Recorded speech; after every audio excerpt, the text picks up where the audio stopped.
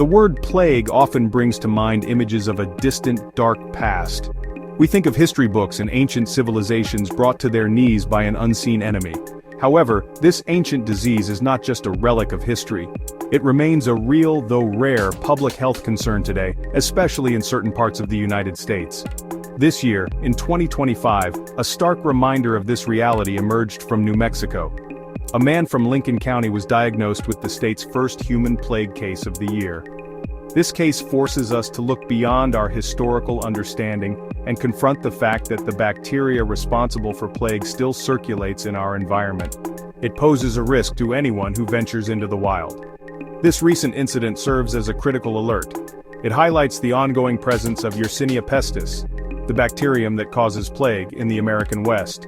The New Mexico Department of Health confirmed the case, sending a ripple of concern through local communities and beyond. For many, the news is shocking.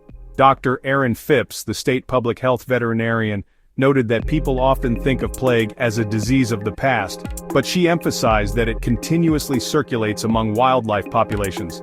This case is not an isolated anomaly. It is part of a persistent pattern that health officials have been monitoring for decades, reminding us that vigilance is our best defense against this formidable illness. A closer look at the bacteria and its spread. Plague is a serious infectious disease caused by the bacterium Yersinia pestis. This microscopic organism primarily lives in small rodents, such as rats, squirrels, chipmunks, prairie dogs, and the fleas that feed on them. The disease is infamous for causing devastating pandemics throughout history, including the Black Death in the 14th century. While it is no longer a global threat on that scale, thanks to modern sanitation and antibiotics, the bacteria have not been eradicated. It has found a permanent home in rodent populations in specific regions around the world, including large areas of the western United States. These areas serve as natural reservoirs where the disease can persist indefinitely. The most common way humans become infected with plague is through the bite of an infected flea. When a rodent host dies from plague, its hungry fleas seek other sources of blood, which can include humans, cats, dogs. If a person is bitten by one of these infected fleas, the Yersinia pestis bacteria can be transmitted, leading to infection.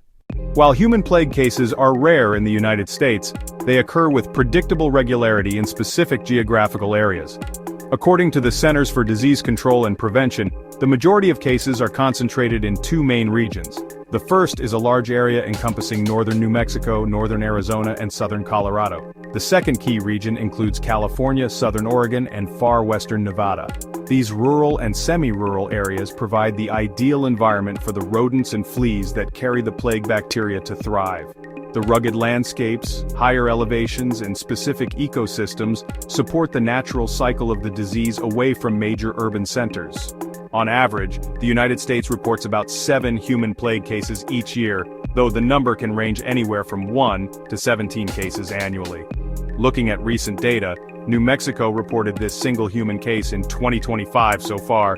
This follows one case in 2024 and another in 2021. The state experienced a more active year in 2020, with 4 human cases, one of which was tragically fatal. These statistics show a persistent, low-level presence of the disease. It's a reminder that while the numbers are not high, the potential for a severe, life-threatening infection is always there for residents and visitors in these endemic regions. The risk is not uniform across the West. For instance, El Dorado County in California near Lake Tahoe is another known hotspot.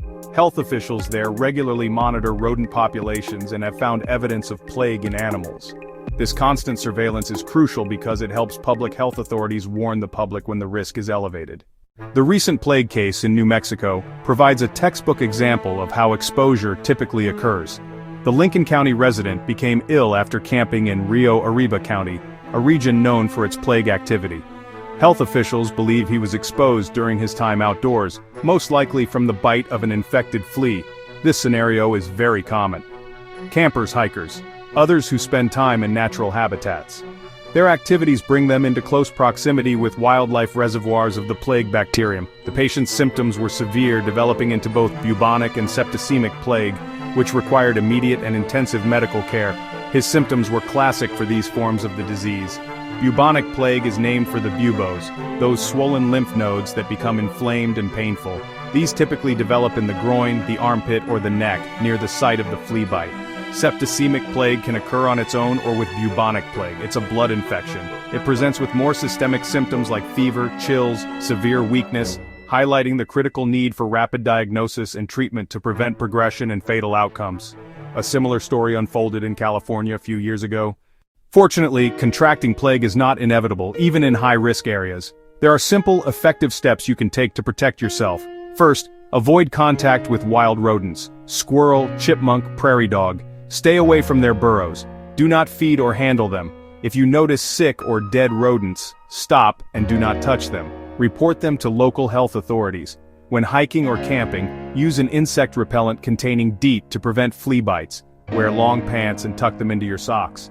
Pet owners need to be especially cautious. Dog, cat. Pets can bring infected fleas into the home. Consult your veterinarian about flea control products. Do not let pets roam freely in endemic areas. Cats are particularly susceptible to severe plague.